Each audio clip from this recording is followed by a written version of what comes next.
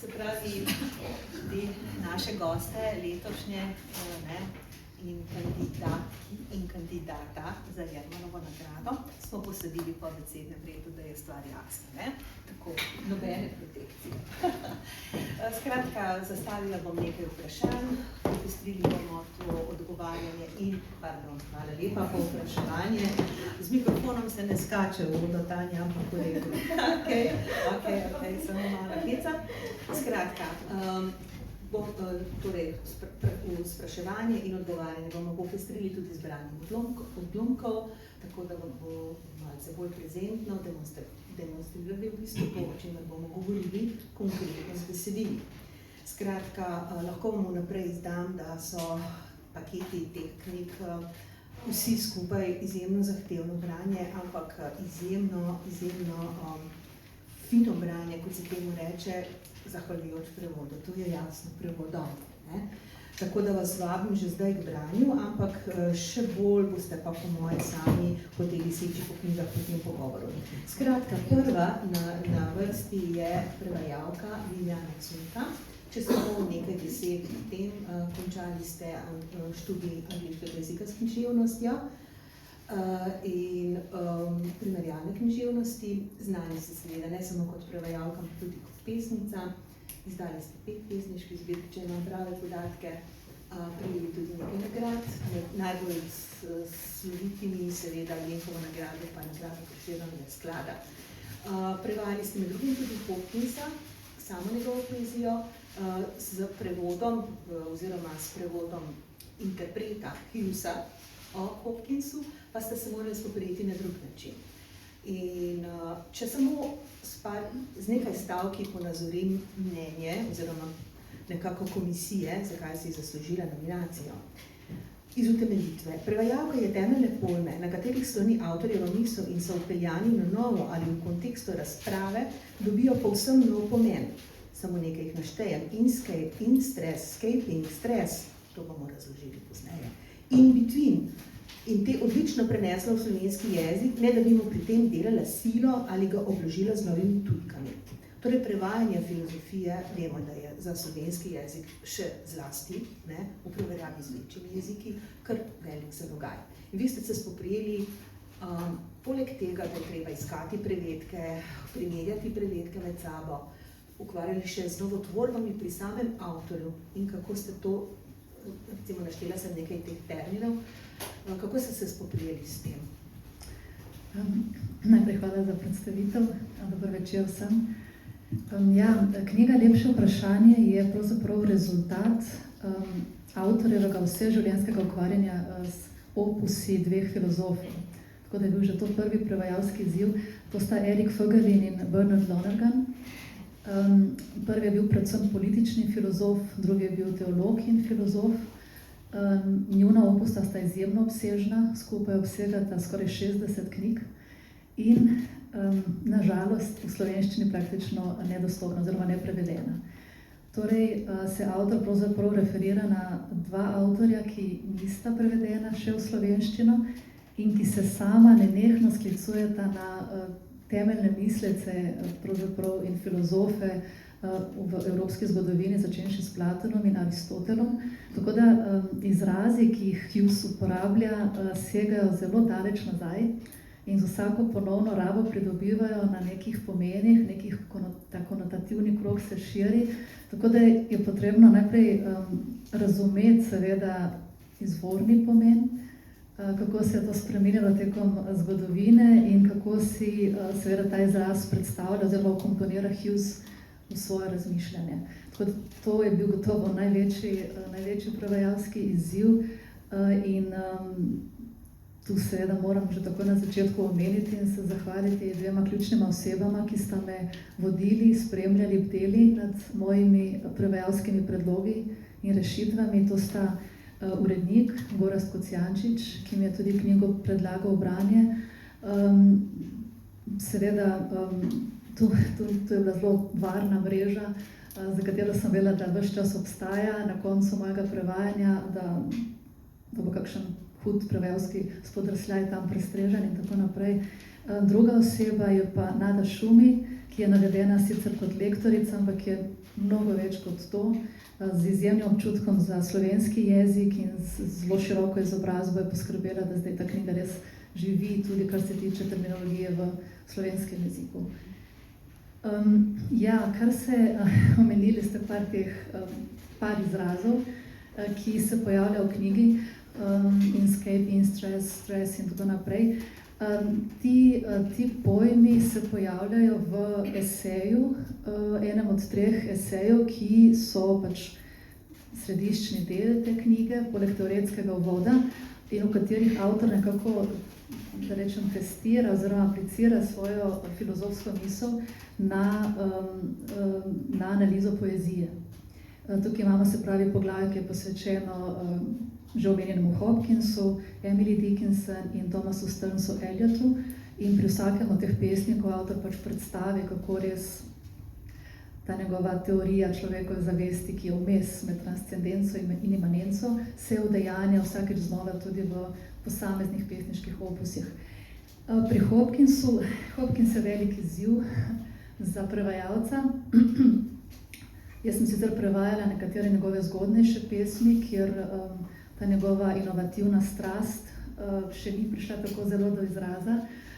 Te zahtevnejše pesmi pa je prevajal Veno Taufer. Ampak Hopkins je bil seveda po duši in poslanstvu pesnik. V sebi je nosil en velik konflikt, to je bil konflikt med, kot pravi Hughes, etiko in estetiko. Ves čas je nekako iskal eno, bom rekla, prav že filozofsko razlago, utemeljitev, ki bi dopustila, da bi človek, teolog, ki je zavezan določenim verskim normam, načelom in tako naprej, lahko bil tudi ustvarjalec, lahko bil pesnik. In njegova poetika oziroma filozofija poezije je tudi plod tega iskanja. Iskanja nekega, jaz bi rekla, kar dovoljenja, ki bi si ga dal samemu sebi, da bi smel biti tudi pesnik. In na srečo je pač tako, njegova življenjska zgodba bila zahtevna, ampak na koncu pride do te razrešitve in ustvari čudovite pesmi. Ampak vsi ti izrazi, ki jih omenjate, so v bistvu plod enega njegovega iskanja, kako bi se s konceptualnim jezikom izrazi približal temu, za kar tudi Hughes pravi, da je pa predbesedno, predkonceptualno, se pravi temu neujemljivemu pesniškemu iskanju, in približa se mu z izrazi, kot so inscape, in-stress, s katerim opisuje pač, tudi take detajle verjetno ne bomo mogli iti, ampak samo naravo stvari in to, kako pesnik vstopa v dialog pravzaprav s posameznimi pojavi v stvarnosti. Jaz sem se poskušala, in to vodilo veljalo tudi pri prevajanju poezije, držati tega, da če obstajajo dobri prevedki, že obstajajo prevedki, se pač poslužujem teh. V tem konkretnem primeru sem se samo malenkost oddaljila, da bi nekako bolj zaživela avtorjeva poanta. Recimo, tukaj imam primer, ko sem jaz brala recimo tudi to poezijo in sploh to besedilo. Velika je referencialnost tega besedila, ogromno avtorjev, se pravi, vi, tem, ko se je Hughes, ko je bral v angleškem izvirniku, predvsem Emily Dickinson, Hopkinsa, Dickinsonovo in Eliota, je bral v svojem lastnem oziroma jeziku. Vi ste vse to nekako skozi prizmo njegovega pogleda na stvar, njegovo interpretacijo morali še nekako enotiti ali pa v tem žarometu mogoče, ne vem, kako ste se s tem spoprijeli, ko so prevajali te pesnike različni prevajalci. Vsak prevajalec ima tudi nekako svoj esprit, kot se temu reče, ali pa kredo. Ste naleteli tukaj na kakšno tako, recimo, sploh pa pri opombah, nekdo Šegel je to vzel, pa je iz Gadamerja v opombah, vidimo, kako je to prepreženo besedilo s to refleksijalnostjo, to je zelo kaj. Recimo, in še ta primer, recimo, se mi je zdel zelo zanimiv, ko Veno Taufer, recimo, uporabi, oziroma ena sintagma je malce drugačna, to prvič, vtisk, pa potem še neka druga. Ta je bila pa vzorec brezčasnih hipov, razvrstitev brezčasnih hipov. Tu gre za premislek odločitev, mogoče sem še beseda o tem, recimo. Ja, torej kot rečeno, ta osrednja 3 poglavja so namenjena poeziji in Hughes je tudi sam pesnik. to se vidi. On se poezije loteva res z velikim občudovanjem in strastjo, tako da so njegove zelo filozofske, teoretske analize gosto prepredane s poezijo, s citati iz poezije. Včasih so to pač cele kitice, ponekod so samo verzi, zelo pogosto so pa samo besede. Tako da v enem stavku so mogoče je samo 5 besed iz različnih pesmi. Zdaj, to je bil strašno velik prevajalski izziv. Na srečo je bila večina teh pesmi, vsaj 3/4, bomo rekla, teh verzov besed prevedenih. Hopkinsa je prevajal, kot rečeno, Veno Taufer, tudi Thomasa Stearnsa Eliota, Emily Dickinson pa Nada Grošelj. Pa nekaj še Mart Oge, ne? Kako? Tudi Mart Oge, ne? Če sem prav se zapomnila. Tudi. Ampak glavnina teh citatov je pa vendarle iz prevodov Nade Grošelj, tako da v prvih 2 primerih nisem imela tega privilegija, da bi se obrnila na prevajalca in ga vprašala, kako je to razumel, ker tako kot pravite, ne, kako ne rečem, prava interpretacija v narekovajih je bila tu avtorjeva od Glena Hughesa, ker bere izvirnik. On je res imel izvirnik v roki in če on citira določeno besedo, ta beseda tam dejansko obstaja. Pri poeziji so pa zadeve bolj zapletene, ker je poezija tista literarna zvrst, ki gradi svoj pomen na presečišču različnih ravni. Na semantični, na zvočni, na ritmični. Tukaj je cel spekter aluzij, asociacij in prevajalec ne prenaša samo besed oziroma semantičnega polja, ampak poustvarja vzdušje te pesmi. In tukaj se priklanjam vsem trem omenjenim prevajalcem, ker so ustvarili izjemne prevode v slovenskem jeziku. Je pa tako, ne, da ko pa iščeš to eno besedo mogoče, ne, v prevodu, je pa ni, ker pri prevodu poezije je pač vedno potrebno nekaj žrtvovati. Ne. Celoto, razen pri mogoče zelo pripovedni poeziji, ki ne gradi toliko na ritmu in zvočnosti, česar pa tukaj nimamo, se da ohraniti v celoti semantično raven. Tako da pri Emily Dickinson sem imela velik privilegij, da sem se lahko obrnila na prevajalko, Nado Grošelj, ki je potem tudi na novo prevedla cel kup verzov, jih našla v knjigi in prevedla skladno pač svojo poetiko in je to pač odlično in konsistentno skozi celotno poglavje.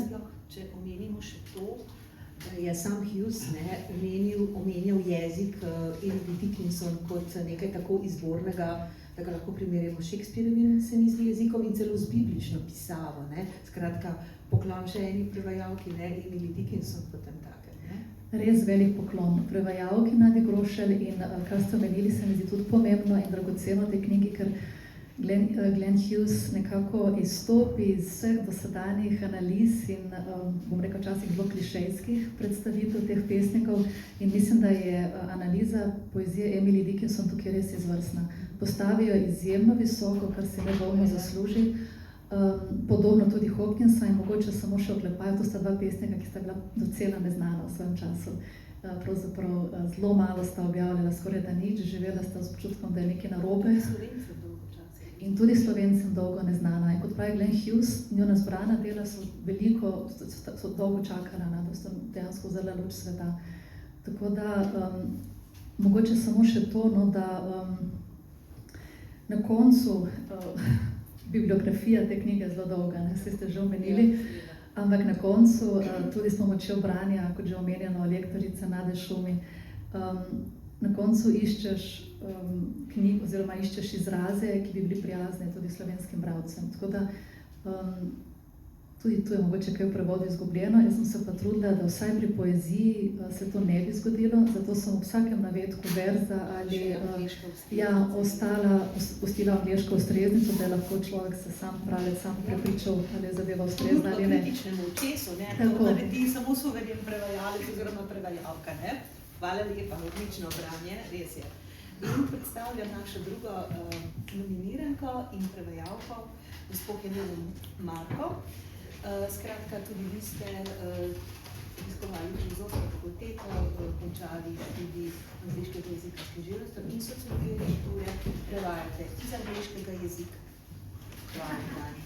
Prevajate iz angleškega jezika v slovenščino in tudi obratno. Po tem študiju ste pa nadaljevali še na inštitutu IPSA, ne? In končali 5-letni študij, bi rekla, na kratko bi rekli, kako psihoterapije mogoče zelo upreproščeno rečeno. Transakcijska analiza je Skratka, je zamotano pisno, ampak recimo. No, in seveda ste prevajalka, zelo ste se poglobili prav tega avtorja, ki ga danes predstavljamo, ne? Tako 4 dela ste prevedli, ne? Ivana Ilića, kot se prav izgovori, kot smo rekli, ne? Skratka, zelo zanimiv avtor, moram reči, ki sicer seveda ni umetniška duša, je pa sicer bil duhovnik po poklicu, ne? Tako da, če se prav spominjam, je duhovnik in zgodovinar. Zgodovinar, zagotovo, ja. Ampak je pa pisec ene najostrejših kritik, radikalnih kritik, recimo zahodne družbe, ne? Kar vas je verjetno privlačilo tudi zaradi vašega študija. Skratka, tudi on je v svojih tem delu, o katerem govorimo, poiskal kar nekaj novotvorb, na novo koncipiral pojme oziroma jim razširil njihove pomene, kar je zelo zanimivo in je predstavljalo za prevajalko tudi precejšen zalogaj, namreč morala se je odločiti, kako bo prevedla nekaj, kar je v angleščini izraženo z eno besedo gender, recimo, ne? To bi bil spol, ampak ne gre samo za slovnični spol. No, to nam bo pa prevajalka sama razložila, to je eden od trdih orehov zagotovo, ker potem sama je povedala nekje, da je na nekem mestu bolj ustrezalo rabiti samo spol, ki je drugje družbeni spol, ki je drugje vernakularni spol in kaj je zdaj ta skrivnost teh spolov. Ja, gre torej za knjigo Vernakularni spol in že po samem naslovu v angleščini je naslov gender. In temeljni problem, ki sem imela s tem prevedkom, je, da v slovenščini nimamo izraza, ki bi ustrezal temu. Namreč to, kar danes razumem kot gender, kar se prevaja kot družbeni spol, je nekaj čisto drugega kot to, o čemer piše Ilić. Ilić ni pisal o družbenem spolu, ampak je pisal o vernakularnem spolu in s tem izrazom sem si kar kravžljala možgane nekaj časa. Naj povem tudi, da sem vsa ta dela Ilića, ko sem prevajala, sem si sposodila tudi italijanske in francoske izdaje prevodov, ki so mi bili veliko pomoč, posebej italijanski prevodi, ker francoščine ne znam tako dobro. In zakaj vernakularni spol? Bom kasneje prebrala en odlomek, da boste dobili definicijo tega. Skratka, vedela sem že takoj, da ne morem prevesti gender kot družbeni spol, ker ne bi ustrezalo tematike, o kateri govori. Spol sam pa tudi ne, ker je preveč presplošno. In potem sem pogledala, kako so Italijani to prevedli, kako so Francozi to prevedli in ker v samem besedilu govori uporablja tudi izraz vernacular gender, ki ga potem skrajša na gender, ker pač se ve, kaj točno misli. Sem potem videla, da so Francozi prevedli to kot le genre vernaculaire in sem se naredila Francozina in sem še sama prevedla kot vernakularni spol. Lahko vam pa prevedem, kaj dejansko misli Ilić s tem vernakularnim spolom, tako da bom kar nekaj še odlomek prebrala. V tej knjigi sem izbrala izraz vernakularni spol, da bi z njim označil razlikovanje v vedenju, ki je univerzalno v vernakularnih, torej ljudskih kulturah. Razlikuje kraje, čase, orodja, naloge, oblike govora, geste in zaznave, povezane z ženskami, od tistih, ki so povezane z moškimi. Poimenoval sem ga vernakularni spol, ker je ta sklop asociacij tako značilen za skupnost ljudi v rodovno-plemenski družbi, ki so v krvnem sorodstvu, torej latinsko gens, kot njegov vernakularni, torej domači govor. Z izrazom vernakularni spol sem na novo označil dualnost, ki je bila v preteklosti preveč očitna, da bi potrebovala ime, danes pa nam je tako oddaljena, da jo pogosto zamenjujemo z ekonomskim spolom. Zdaj, tukaj omenjam tudi domači jezik, domače kulture. Zakaj nisem uporabila besedo domač kot vernakularni? V določenih besednih frazah bi to šlo skozi, ampak domači spol je nesmiselno, ne gre. Plus tega, to bi impliciralo, kot da se ta vernakularni spol pojavlja recimo samo na deželju ali pa podeželju ali pa samo v ruralnih družbah, ampak vernakularni spol je bil v teh predindustrijskih družbah se pojavil tudi v visoki civilizaciji, tudi v urbanih središčih, ni bilo to značilno samo recimo kmečkega prebivalstva. Jaz sem zdaj še tukaj pri vas navedla nekaj stavkov iz utemeljitve komisije. Takole sem izbrala. Prevajalka Helena Marko se je z Iličevo pisavo spopadla suvereno. Angleški izvirnik je v slovenščino prilila tako, da je ohranila njegovo zgoščenost, pomensko nasičenost ter energičen ritem s pridihom neprisiljene, nevsiljive arhaičnosti, pri tem pa upoštevala notranje zakonitosti slovenščine ter pogumno izkoristila njene izrazne možnosti. No, tukaj, če samo jaz takoj, ko sem brala to, opazila recimo umovita knjižica, ne, so zelo tako ekspresivno in tako, bi rekla, silovito, na nek način tak jezik, močen, energičen jezik, podobno, kot je tudi sam avtor kritiziral, ne, recimo on je, če rečem samo še besedo o tem, nekakor ne podpira te, zdaj se bom malce športno izrazila, te više, globlje, dlje, ne, to je moto našega, ali pa smotar našega početja. Ne, se pravi, ne gre za to, da bi morali stopnjevati rast nasprotno, pravi, da nas tehnologija ne osvobaja, ampak zaslužuje v določenem smislu seveda. Ne. In ko smo mi govorili, nekaj besed sva rekli že o tem, zanimajo me še kakšni odzvirki, ne, kot ste sami rekli, da je včasih pri Iliču res veselica s temi termini, ko ste jih morali iskati, recimo, ne, če bi še mogoče kakšna beseda o tem. Ja, jaz, ko sem dobila Iličev prevod po spletu srečnih Facebook naključij, da se tako izrazim, ko priletiš izvirnik, ko greš po strani, se rečeš, ok, no problem. In ta problem, da se tako izrazim, pri njem se pojavi potem, ko se ga lotiš dejansko brati in prevajati. Ker njegov slog je zelo zgoščen, zelo je koncizen, to sami vidite, da je konkreten špeh. To je knjiga, ki je ne moreš prebrati tako kot roman, od poglavja do poglavja. Zato, ker je tako nasičen jezik, spomeni, način, kako piše, da prebereš eno poglavje in si moraš vzeti malo pauze, da prebaviš, kaj si prebral. In tudi pri prevajanju je bilo tako. S tem, da on piše, on v bistvu je v vseh teh knjigah, ki sem jih prevedla, skozi tekom stoletja, on piše kot zgodovinar, ne kot teolog. Tako da, če niste verni, pa če se vam ko kdo omeni duhovnika, če se vam tako malo zaiskri, naj vas to nadvrne od branja, zato ker njega konec koncev ga je cerkev malo da ne izobčila, tako za motivacijo. Tako da, kaj sem hotel reči?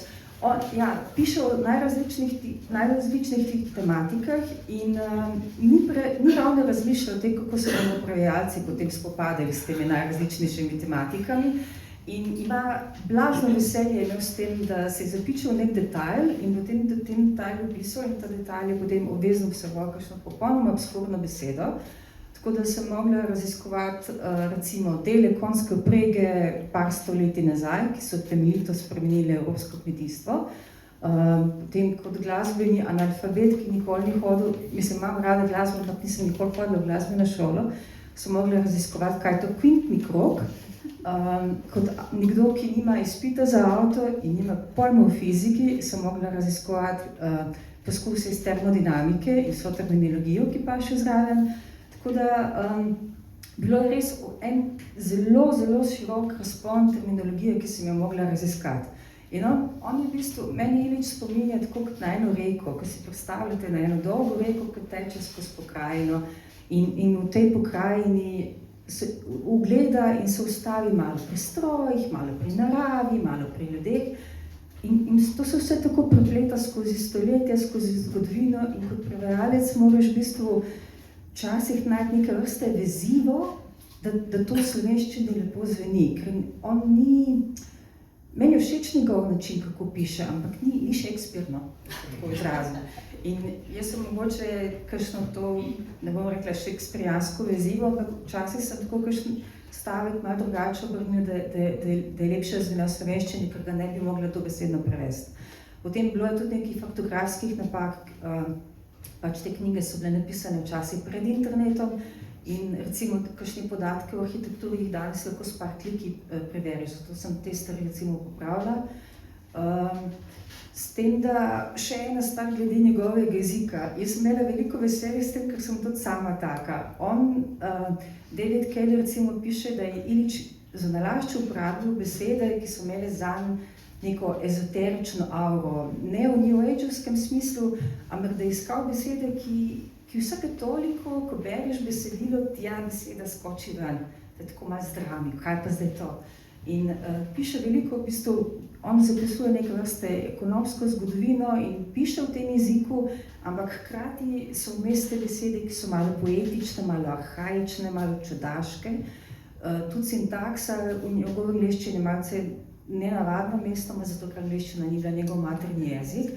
In jaz nisem hotela uporabiti kakšne čudaške slovenske sintakse, ampak imela sem pa veliko veselje z iskanjem teh malo posebnih, malo arhaičnih besed in to sem delala čisto po intuiciji. Ne, da bi zdaj, zdaj na tem mestu moram pa poiskati neko čudaško besedo, ampak tako, kot se mi je utrnilo, ogromno sem brskala po Franu, tako da hvala ljudem, ki so nam naredili Fran. In potem tako te besede sem dozirala na tak način, da ne bi bilo preveč, da ne bi bilo umetno, da ne bi bilo posiljeno, ampak da vsake toliko cajta, da te malo špikne ena posebna beseda. Tako sem ga začutila, ko sem poslušala njegove videe na YouTube, ker jih kar precej, in sem dobila ta občutek, da je mestom malo ekscentričen, da rad piše malo drugače, kot ljudje pričakujejo, tako da s tem sem se kar dala duška. In očitno vam je to tudi ležalo, ne? Ste uživali v tem in to se nekako tudi čuti, lepo se bere, tako kot tudi lepše vprašanje. Za obe, ki sta prevajali iz angleščine, pa moram reči, da je to opazila že komisija, ampak sem tudi jaz, ker pogosto opazim, pa predvsem iz angleškega jezika. Recimo omenjena je bila ta, da ni nikjer prevladala angleška sintaksa. To pomeni, da je bilo to res prevajanje v slovenski jezik, presaditev, tudi celo mogoče rekla, ali pa res poiskati skladenski vzorec slovenskega jezika. Namreč mene malo zmoti, ker ne prevajam iz angleškega jezika, ko sta dva predloga eden za drugim, ne? In to je v angleščini, ne? To opažam v angleščini, no? In niti enkrat, ko sem prebirala, mislim, moja drobnarija bi rekla temu, ne? In branje bomo imeli, nisem pozabila, ne? Tako da še na koncu, ko se vrnemo k tretjemu vprašanju.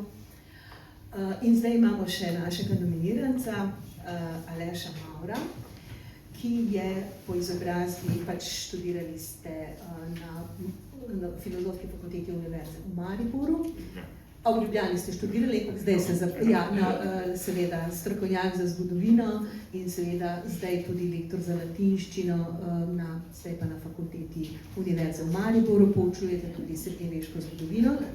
Če sem si prav zapomnila, skratka, ampak vaša specializacija je pa bolj kot ne, ali pa vsaj pri prevajanju namenjena antičnim rimskim piscem, bo držalo, glede na to zajetno delo, 5 knjig, ne, si upam kar trdati, ne, skratka, od ustanovitve mesta Tita Livija, ne, antičnega rimskega pisca.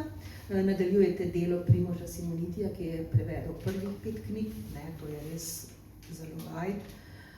In zdaj imamo tukaj seveda nominacijo za ta vaš prevod.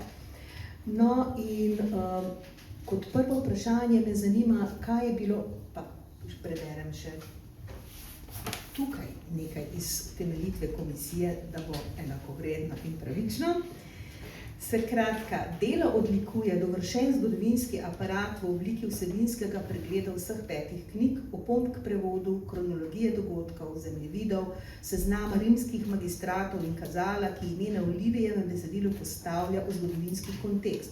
Dragocen dodatek so prevodi Perjov, izvlečkov, neohranjenih knjig od 11 do 20, ki ustvarijo nujno potreben vsebinski most med drugo in naslednjo, to je 5. ohranjeno pentado.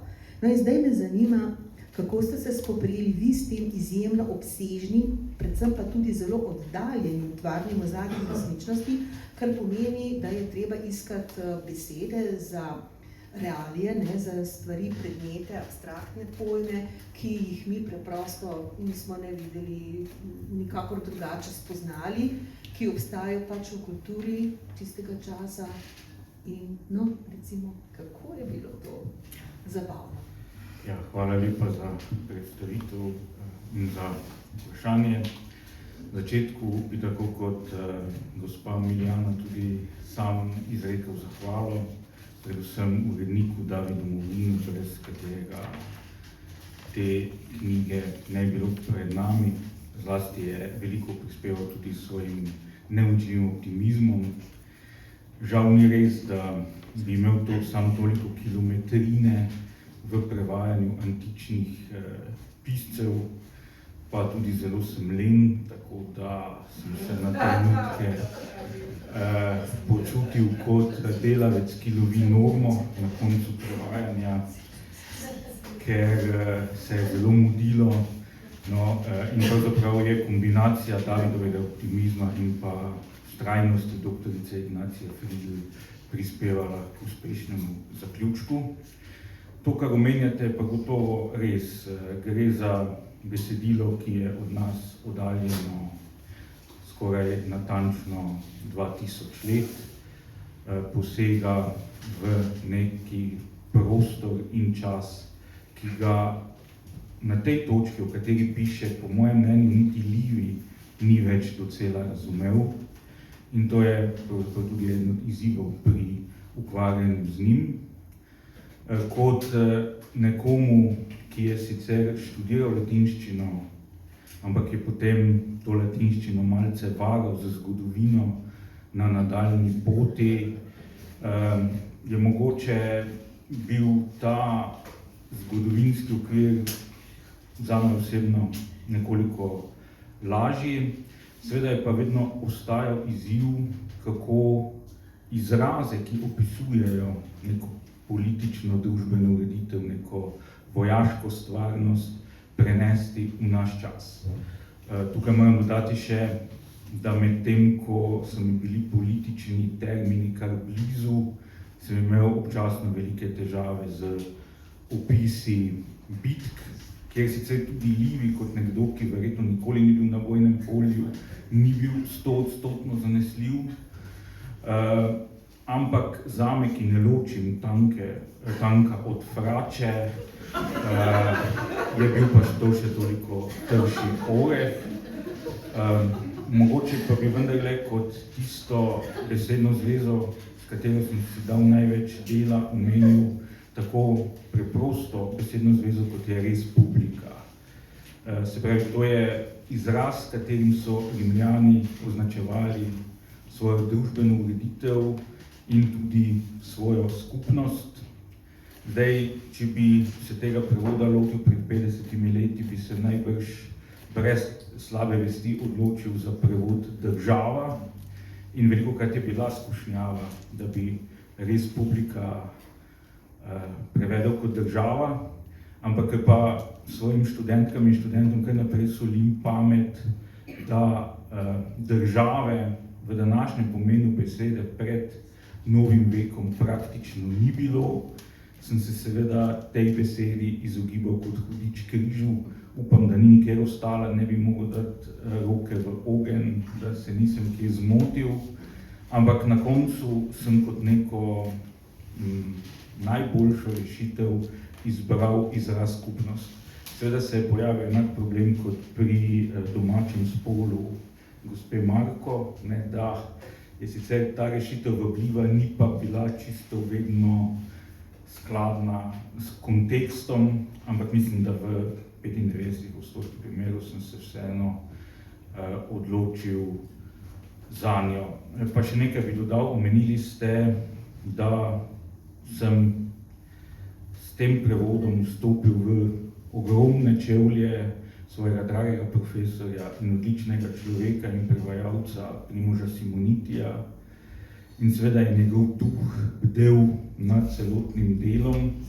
Hkrati pa sva se z Davidom zavedala, da bi bilo zelo narobe, če bi se prevodi poglavitnih realij, pojmov razlikovali od tistih, za katere se je odločil Primož Simoniti. In tako sva se odločila za temeljni pristop in dubio pro primo, se pravi, kadar bi nastopil dvom ali bi sam posegal po neki inovaciji ali pa poslovenil rimski pojem, k čemu sem se pogosto nagibal, sva vendarle obdržala Primoževo rešitev, recimo tak primer magister equitum.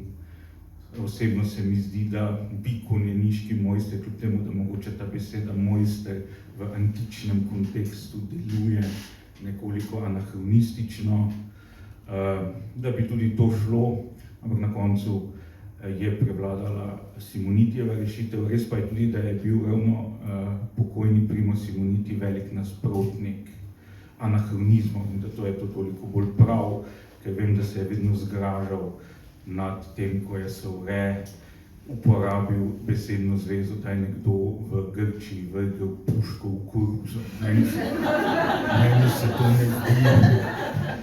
se to ne zdi nič takega in sam bi tako rešitev zagovarjal.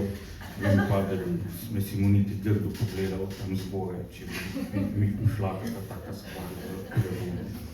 No, mislim, da sta zelo lepo sodelovala, mogoče vam je kdaj tudi kaj prišepnil, ampak zdaj, ko ste prej omenili, da beseda država nekako ne bi ustrezala, ne? Jaz ko sem prebirala, sem si pa prav izpisala to moderno besedno zvezo mednarodno pravo, ki pa obstaja v prevodu, recimo, ne? Kar se mi zdelo pa zelo zanimivo za rimske čase, ne? No, ja, mogoče mednarodno pravo res zveni moderno, ampak mislim, da je bolj ustrezno, kot pa bi recimo šlo za uporabo besede država, ker vendarle so to že Rimljani gledali tako, da je neko notranje pravo in pa potem pravo odnosov med njimi in sosednjimi ljudstvi oziroma državnimi tvorbami. Tako da, no, seveda diši pa malo anahronizma. Ne, razumem, meni se je zelo zanimivo, samo toliko, zato sem si izpisala. No, seveda, zdaj pa še nekaj je bilo, se mi zdi zanimivo.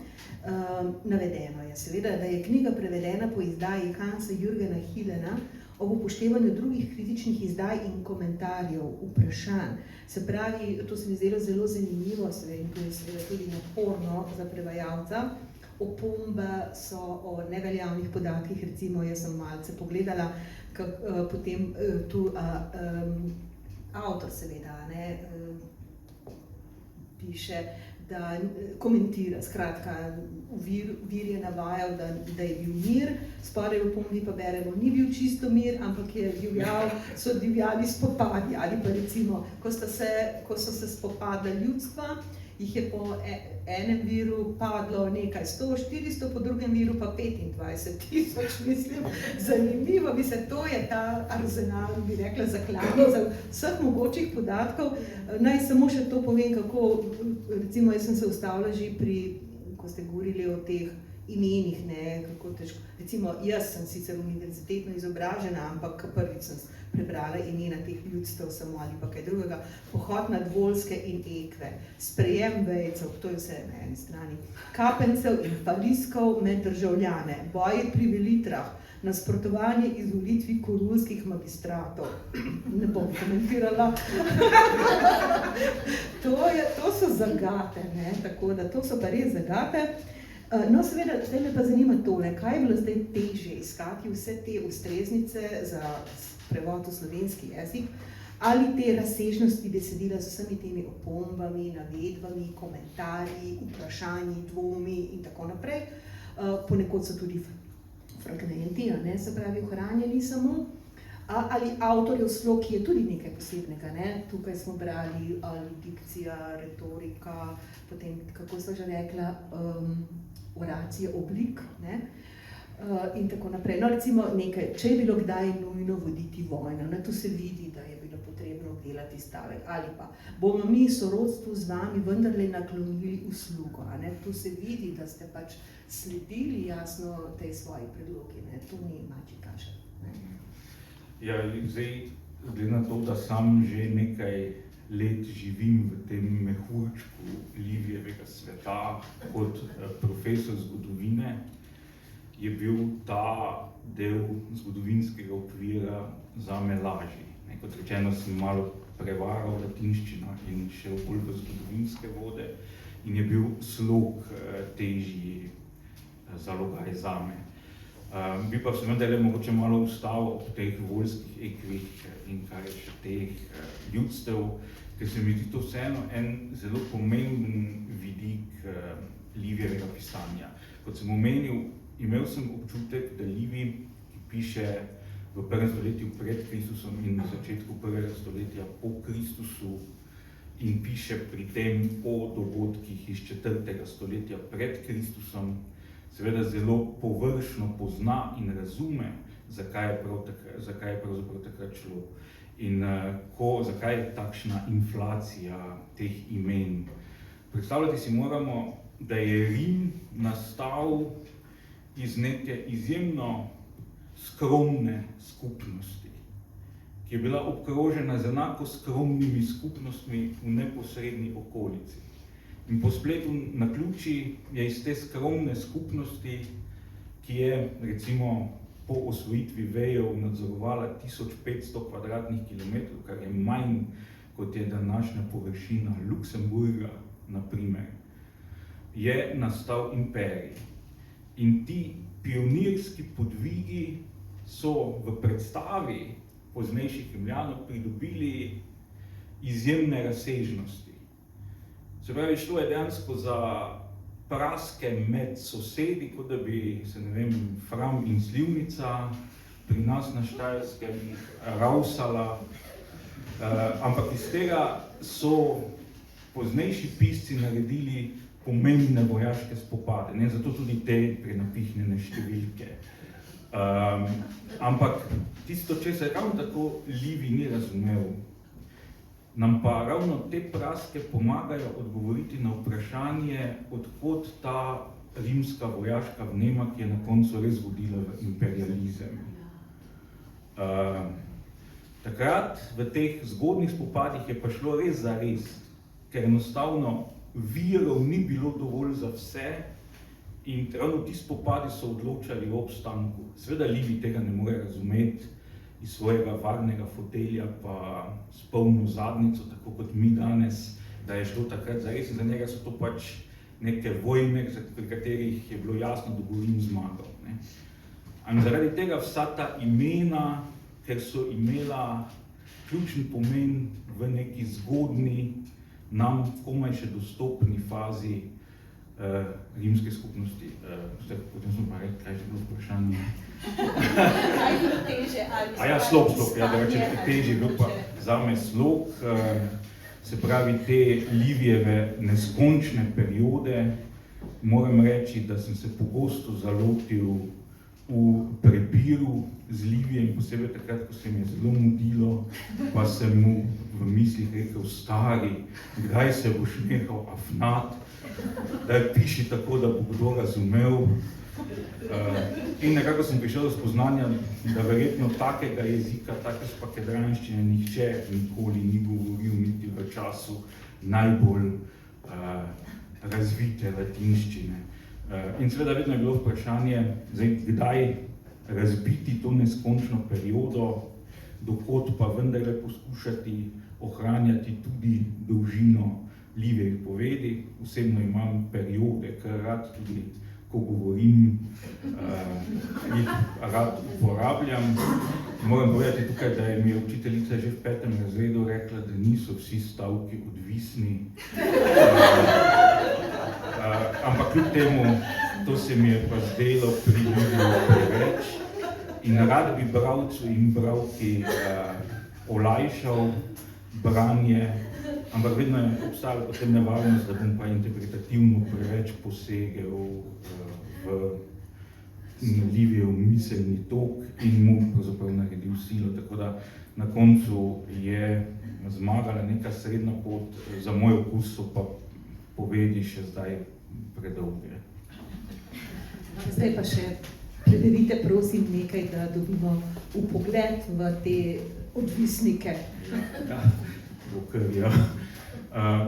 Rad bi pa samo dopovedal, da sem izbral ta odlomek ravno z tega vidika, da bi si predstavljali, kako zares je šlo v teh zgodnih spopadih iz časa Rimske republike. Drugič pa spet v spomin na pokojnega Primoža Simonitija, ker gre za enega od tako imenovanih eksemplov, ob katerih je on pri svojih predavanjih tako užival. Tudi na bojnem posvetu so razpravljali o tem, da je treba, če je bilo kdaj nujno voditi vojno s strogim poveljevanjem, vojaški red sedaj povrniti k starim navadam.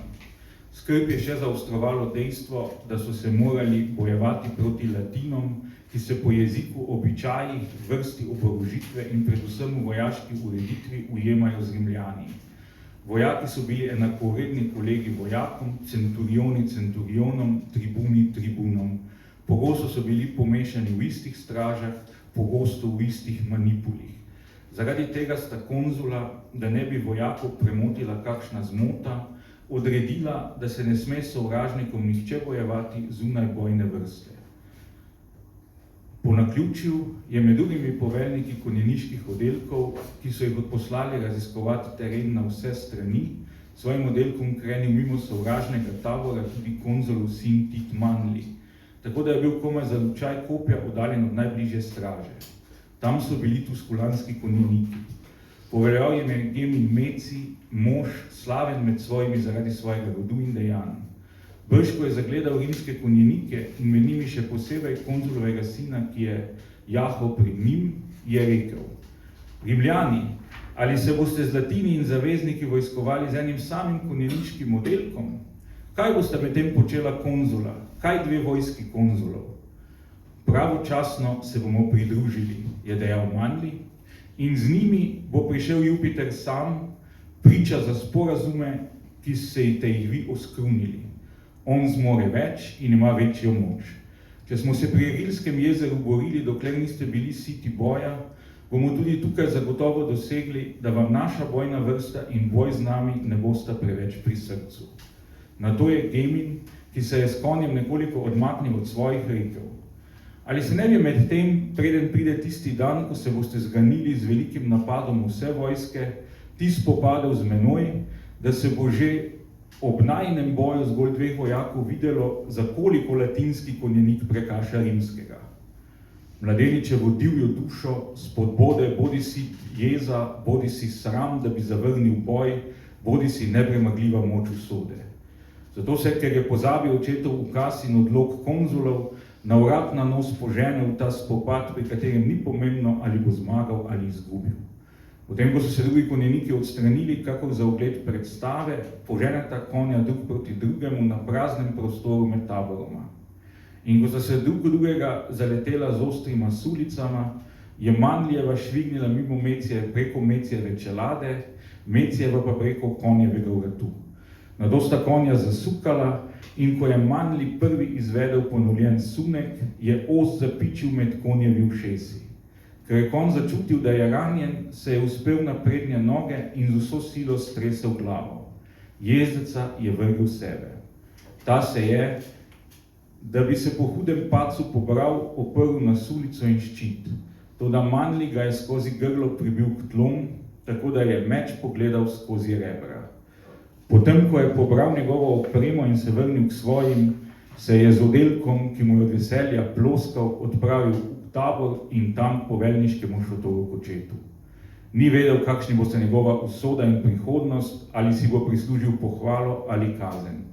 Dejal je: Oče, da bi me vsi zares šteli za rojenega iz tvoje krvi, prinašam to konjeniško opremo, ki sem jo, ker sem bil izzvan, uplenil ubitemu sovražniku. Brž, ko je konzul to slišal, se je takoj odvrnil od sina in ukazal strobento sklicati vojaško zborovanje.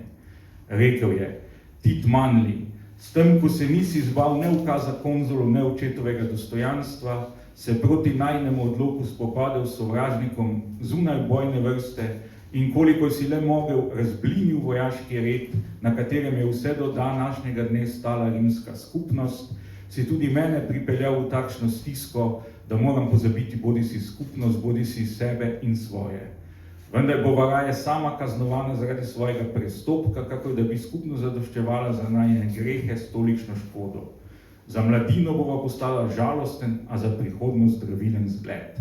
Sicer me ganeta prirojena ljubezen do otrok in ta dokaz tvojega poguma, ki ga je zapeljala ničeva podoba slave. A ker bo tvoja smrt ukaze konzulov potrdila, če ostaneš brez kazni, pa bodo za vse večne čase odpravljeni, ne boš, če v tebi kaj naše krvi, niti ti ugovarjal, da s kaznijo vnovic postaviš vojaški red, ki si ga po lastni krivdi pohodil. Pojdi, Liktor, priveži ga h kolu. Zaradi tako grozljivega ukaza so bili vsi iz sebe in sekire niso gledali drugače, kako da je bila dvignjena nad njimi. Mirovali so bolj iz strahu kot iz poslušnosti. Zato so se, čeprav so se vojaki s pričo začudenja nekako zatopili v duhu in pribiti stali v tihoti, potem, ko je sekira zadela vrat in se je vlila kri, nenadoma razlegli tako nebrzdani glasovi, da niso varčevali ne s tožbami, ne s preklinjanjem. Mladeničevo truplo so pokrili z uplenjeno upravo in ga sežgali na grmadi, postavljeni zunaj tabora, pri čemer so mu pripravili kar najslovesnejši vojaški pogreb. Manljevi ukazi pa niso vzbujali strahu le tedaj, temveč so bili žalosten zgled tudi za potomce. Hvala lepa. No, zdaj pa gremo kar v drugo smer nazaj, še zadnji krog. Zanima me ravno, da se ne oddaljimo preveč od teme, zakaj se vam zdi klasika pomembna, zakaj se vam zdi prevajanje klasike pomembno, če mogoče rezumirate tole misel Harolda Blooma iz knjige Lepše vprašanje. Klasično delo nas pozna veliko bolj, kot se poznamo sami. Ja, gremo takole nazaj. Takole, ja. To je z meni. Tako je. Za klasiko, ne? Ja, to je zelo težko vprašanje, glede na to, da sem, kot sem že omenil, sam dolgo živim v tem mehurčku klasikov, v katerem je Livij, recimo, velik težko kategornik. Sem pa zdaj, odkar je išel moj prevod, nažalost ugotovil, da Livij zunaj tega mehurčka ni težko kategornik. In spominjam se, da je pred 23 leti približno v Ljubljani gostoval pokojni jezikoslovec Dubravko Škiljan in je takrat predaval o tem, da je po njegovem mnenju antika pred izginotjem. In takrat sem kot mlad, komaj, nisem še imel niti diplome, bi se takrat skočil iz občinstva in ga začel daviti zaradi te bogokletne misli. Zdaj pa se tudi sam včasih sprašujem, ali res lahko klasiki še nagovarjajo, recimo moje študentke in študente, zato sem letos prvič uvedel na začetku svojih predavanj tudi osnovno vprašanje, zakaj rimska zgodovina. Doslej se mi še nikoli ni zdelo, da bi bilo to potrebno. No in potem, ko sem sam naredil en brainstorming o tem, sem pa vendarle ugotovil, da je teh vezi, ki nas vežejo z rimsko zgodovino, od tega, da je navsezadnje nekdo, ki je imel naslov rimskega cesarja, vladal do leta 1806, do tega, da imamo neko državo, ki se imenuje Romunija še danes,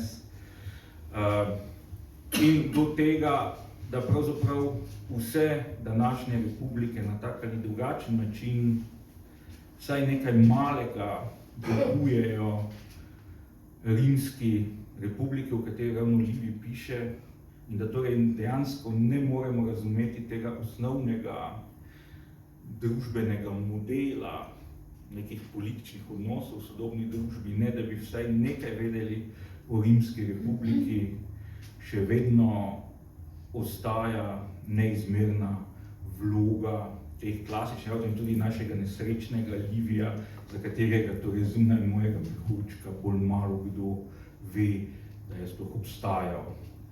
Ampak smo zvedeli, ne, marsikaj s vašim prevodom. In potem recimo dela Ilića, ki ste jih prevedli in za katere ste nominirani, so nastala večino v 70-ih letih, kot sem prebrala, ne? 70-ih. Recimo, kljub samo je bil takrat svet še malo drugačen. V čem vidite radikalnost njegove misli, v čem je aktualen še danes? Zanimivo je to, da ko ga danes bereš, jaz imam občutek, da je danes bolj relevanten kot kdajkoli. In že takrat, ko je on pisal te knjige, on je bil nekaj časa zelo priljubljen med levosučnimi intelektualci, če temu tako rečemo. Nekateri je uspel vztrajno razkačiti, sploh določene feministke s to knjigo Vernakularni spol, ampak to je v bistvu tudi knjiga, ta knjiga Vernakularni spol je tudi na nek način pomenila prelom v njegovi karieri, zato ker je bila zelo nerazumljena in potem je njegova priljubljenost upadla in ga tudi niso več vabili na predavanje. Nekaj časa je bil pa strašno popularen. Zdaj je spet verjetno, ne? In zdaj jaz mislim, da je čas, da bi bil spet popularen, zato ker govori o temah, ki jih mi opazujemo tukaj in zdaj. Recimo šolanje družbe, verjetno vas veliko ve, v kakšni boli je naše šolstvo in kako se krešejo kopja in kako se nekateri želijo ven iz tega kalupa šolstva, si želijo šolati otroke drugače, kako jim oblast to preprečuje. In ko bereš to knjigo Razšolanje družbe, je kot bi jo nekdo napisal danes. In tudi njegova kritika cerkve, njegova kritika kapitalizma, potrošniške družbe, to je res osupljivo.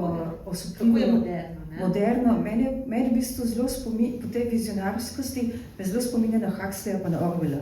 Sicer je drug stil, drug način pisanja, niso romani, ampak ta njegova zmožnost, da je predvidel, kam bo svet šel in kako se to dejansko udejanja.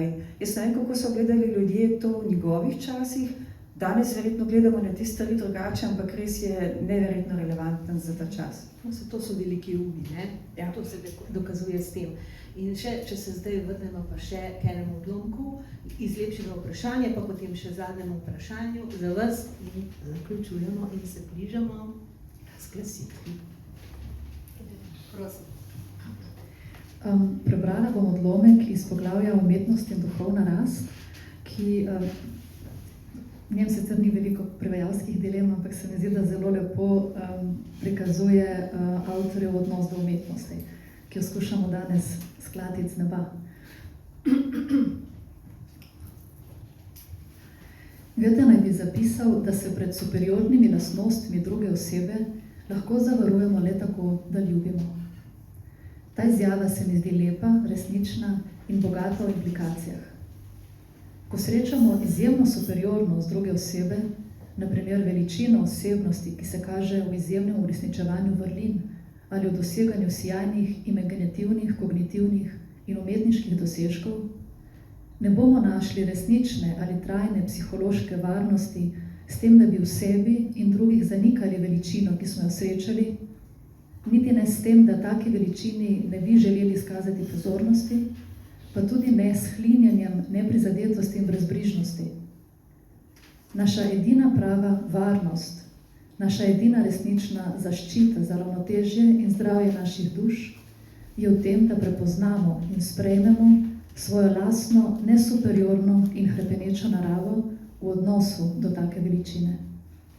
In Goethejev komentar nakazuje, da obstaja neizbežen pogoj za možnost takšnega prepoznanja in sprejemanja, to je ljubezen do tako veličastnega formata.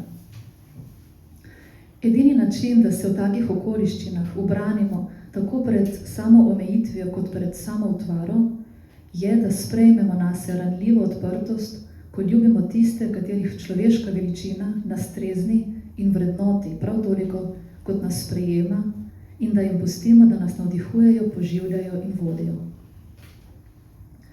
Zavedanje o izjemni superiornosti drugih meče ostro luč na naše življenje in pogosto se poskušamo pred tem zavedanjem braniti strategijo izmikanja ali zanikanja. Ena izmed najbolj pogostih strategij je zavestno ali polzavestno pomanjševanje veličine na raven zgolj različnosti, zgolj drugačnosti, kar potolaži jaz v njegovi želji, da si sebe zamišlja kot vsaj tako dobrega.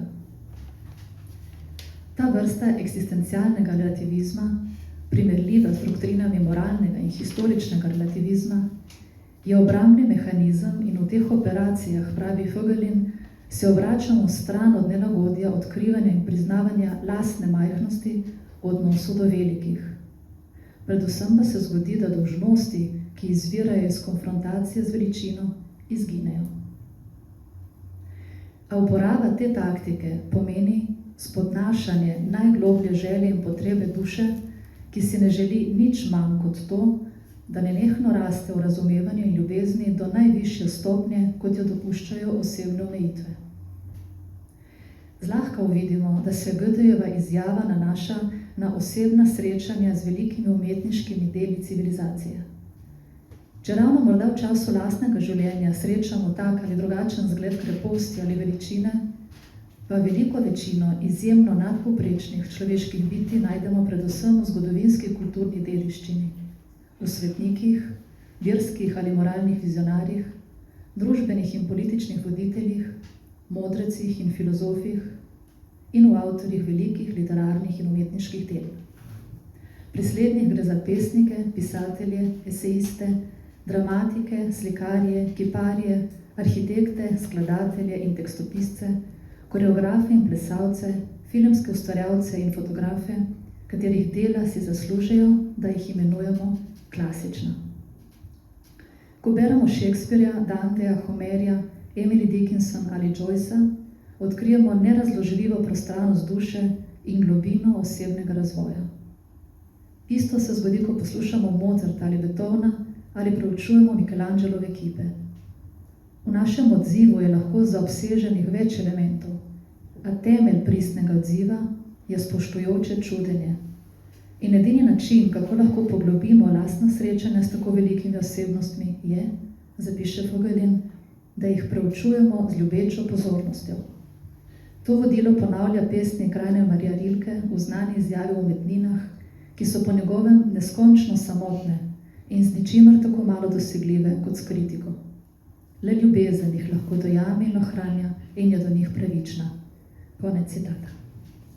Hvala. No, zdaj pa samo še vprašanje, ki nekako zadeva vse prevajalce in prevajalke, in sicer sami ste prevajalka in pesnica in zanima me, kako se kdaj spopadete sami sabo kot svobodna interpretka oziroma in seveda tudi prevajalec velja kot najtemeljitejši bralec hkrati, ne, med tem, da sledimo avtorju in med tem, koliko svobode si lahko privoščite, kdaj ste se ujeli, pa se umaknili nazaj, skratka, dali prednost avtorju pred recimo svojo pesniško noto ali tonom.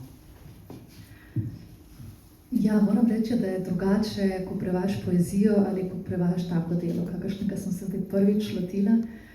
In moram tudi priznati, da sem se ga lotila zelo naivno in predvsem z veliko ljubeznijo in spoštovanjem do njega, ker je pač, to je gora, na katero sem se povzpela.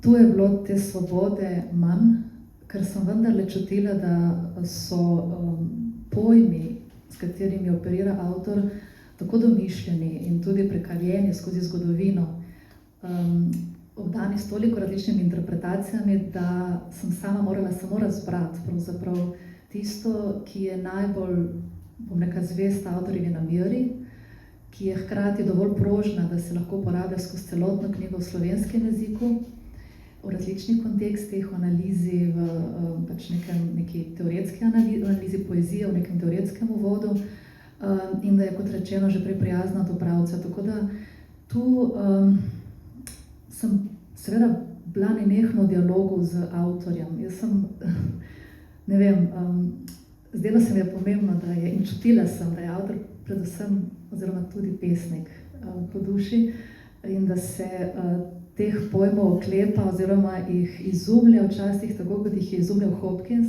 ko je hotel tisto predbesedno, predkonceptualno, kar je tudi po njegovem začetek vsakega umetniškega dela, pravzaprav se mu samo približati, priti v stik z njim, ampak vedno zavestjo, da se tisto temeljno, tisto izkustveno izmika sleherni konceptualizaciji. Tako da tle sem ga začutila predvsem kot človeka, ki skuša priti blizu stvarem, ki so same nedoumljive, skrivnostne. In to mi je dajalo ne svobodo, ampak, kako ne rečem, neko tudi relativnost, ker so vendarle to domišljeni pojmi, ampak občutek, da smo vedno nasledni nečemu, da bojo te knjigi sledile še, žal ne njegove, ker je preminul lani, ampak še druga podobna iskanja. Pri poeziji je pa te svobode več. In tukaj je zelo pomembno, da umakneš, da daš na stran svoj pesniški jaz, svoj način gledanja. To pa pomeni, da takrat ponavadi ne ustvarjaš, ko prevajaš poezijo in si res v stiku s tistim drugim svetom, drugačnim svetom, ga poskušaš začutiti od znotraj in potem nekako prave besede sledijo. Hvala lepa, no, lep konec se mi zdi ukvarjanja in poslanstva umetnosti, ki ste ga predstavili. S tem smo končali naš pogovor, Branjo Globkov, in zdaj seveda vabim na oder predsednico. Prav, no, potem pa vabim na oder ta drugo predsednico, in sicer predsednico Komisije za Jermanovo nagrado, Nado Grošelj. V komisiji sta poleg Nade bili še, torej doktor Nado Grošelj, v komisiji sta bili še doktor Sonja Weiss in doktor Nadja Dobnik. Predsednica bo pa razglasila nagrajenca oziroma nagrajenko in prebrala utemeljitev komisije. Dober večer. Torej, po soglasni odločitvi Komisije za Jermanovo nagrado pri DSKP, ki jo letos sestavljajo dr. Nadja Dobnik, dr. Sonja Weiss in dr. Nada Marija Grošelj, predsednica, prejme Jermanovo nagrado za leto 2025 prevajalka Helena Marko za prevod izbranih del Ivana Iliča, Razšolanje družbe, Dispolling Society v originalu, Vernakularni spol, Gender, Pravica do koristnega brezdelja, The Right to Useful Unemployment and Its Professional Enemies, in onkraj ekonomije in ekologije, Beyond Economics and Ecology. Vse to je šlo pri založbi Kud Logos. Torej, sociologinja kulture in anglistka Helena Marko se je v preteklih 5 letih podpisala pod vsaj 15 pomembnejših prevodov, predvsem z področja psihoterapije in psihoanalize. V njenem delu se zrcalita vladanje psihoterapevtskega in psihoanalitičnega izrazja ter velika jezikovna inventivnost. Sodelovala je z več uveljavljenimi založbami, kakršni sta Kud Logos in Unko. Njeni prevodi se uporabljajo kot študijska literatura za psihoterapevte. Ivan Ilič, rojen 1926, umrl 2002, je bil eden najostrejših kritikov zahodne družbe, znan po ostri analizi modernih institucij in mehanizmov, s katerimi se te polaščajo vseh sfer človekovega življenja. Na Dunaju rojeni katoliški duhovnik, ki je bil po izobrazbi teolog in zgodovinar, je svoje dojemanje naravne resničnosti, ki vedno vsebuje tudi sledi, se pravi razodevanja nadnaravnega, prenesel na področje sociologije, kjer ga je imanentiziral v razšolanje družbe, vernakularnem spolu, pravici do koristnega brezdelja ter onkraj ekonomije in ekologije. V teh delih je pokazal, kako se zlo v družbi razodeva ne kot odsotnost dobrega, temveč kot njegova zamenjava. Tehnologija naj bi človeka osvobajala, a ga v resnici zaslužnjuje, nenadzorovano pospeševanje mu ne prinaša več prostega časa, ampak ga hromi, razrast storitev mu ne nudi udobja, ampak mu jemlje avtonomijo.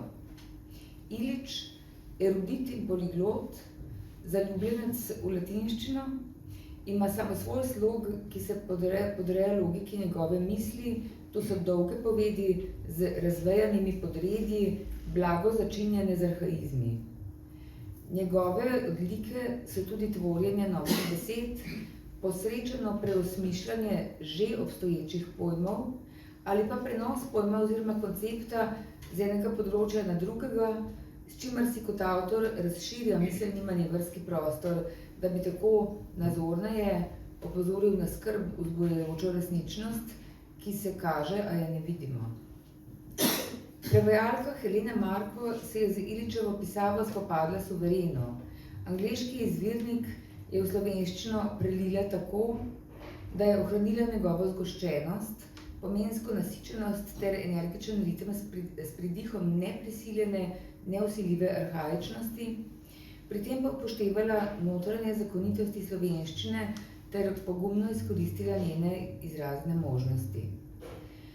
Poseben izziv je bil prevod pojmov, ki v splošni zavesti označujejo eno, Ilič pa je z njimi opisoval nekaj drugega. Največkrat nekaj, kar obstaja ali je obstajalo, a tega nismo zadovoljivo uzavestili.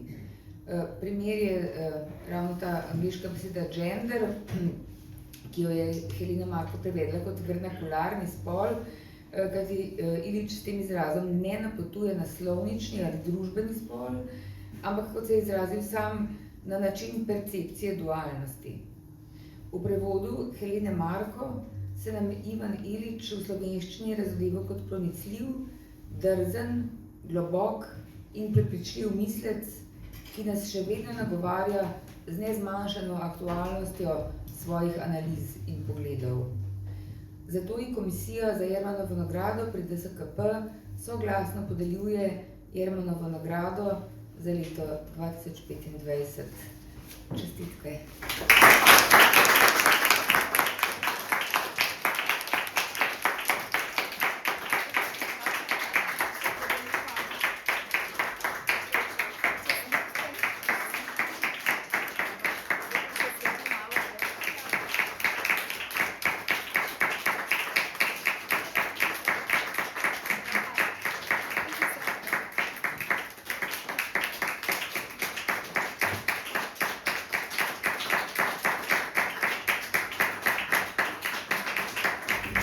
Moram priznati, da nimam nobenega Oscar speech pripravljena in sem kar presenečena, ker sem bila pripričana, da bosta ali Miljana ali Aleš dobila, tako da sem zdaj kar malo v šoku, ampak zelo srečnem šoku, moram reči.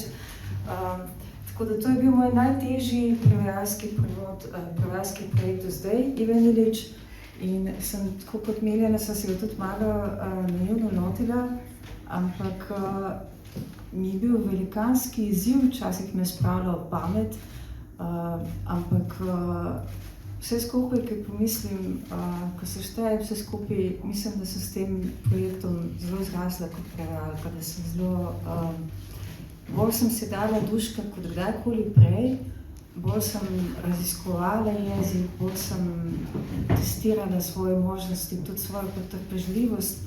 Koliko časa sem pripravila eno besedo iskati, mislim, da zelo dolgo. Tako da lepa hvala za to nagrado, mi veliko pomeni eno konkretno priznanje v mojem delu. Tako da hvala lepa.